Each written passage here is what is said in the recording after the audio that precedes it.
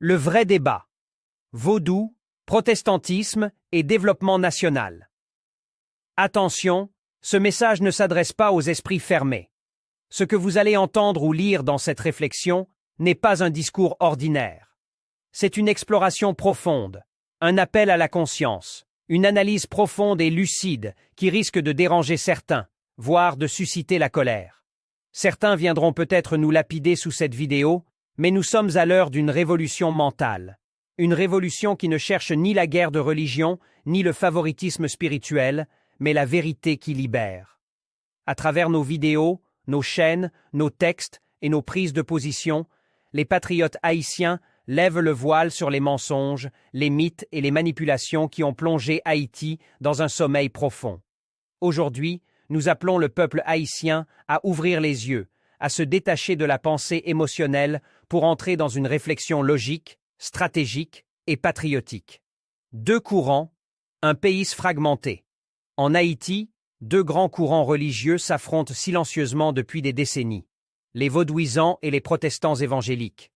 D'un côté, les vaudouisants, souvent très instruits, docteurs en anthropologie ou en histoire, auteurs de livres et conférenciers universitaires, dénoncent le christianisme protestant comme étant une religion occidentale, une doctrine coloniale introduite à travers le Code noir.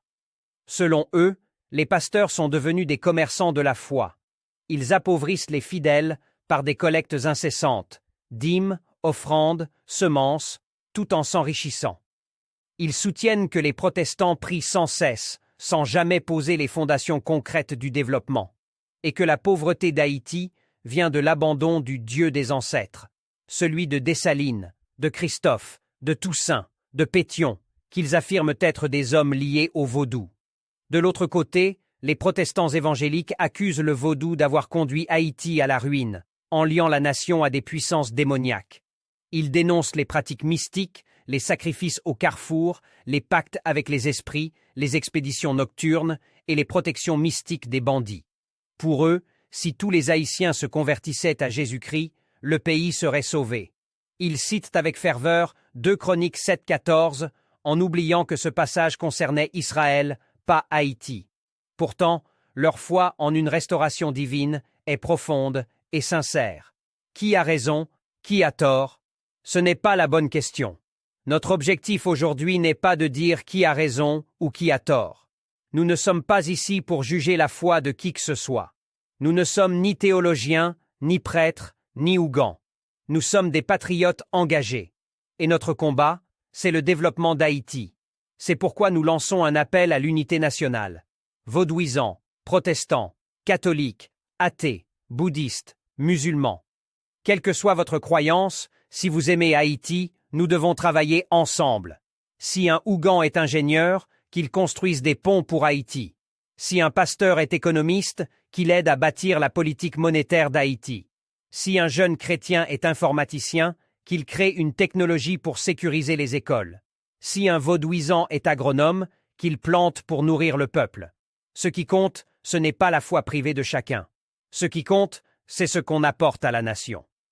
Aucun pays au monde ne s'est développé par une religion seule. Posons la vraie question. Quel pays dans le monde s'est développé uniquement grâce au vaudou ou grâce au protestantisme? Les États-Unis sont-ils développés parce qu'ils prient ou parce qu'ils travaillent? Le Japon, la Chine, l'Allemagne, l'Italie, le Canada, la Corée du Sud? Ont-ils construit leurs routes, leurs hôpitaux, leurs aéroports, leur système éducatif et industriel par la magie ou par la stratégie?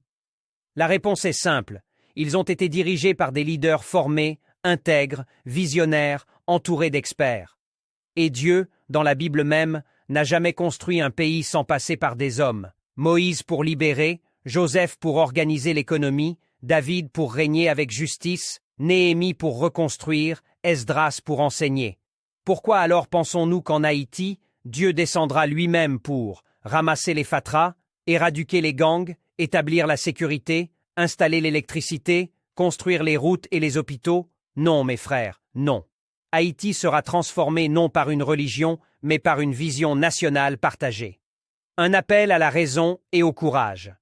Haïti a besoin d'un leader nouveau, formé, intègre, honnête, patriote, amoureux du peuple, croyant en la transformation.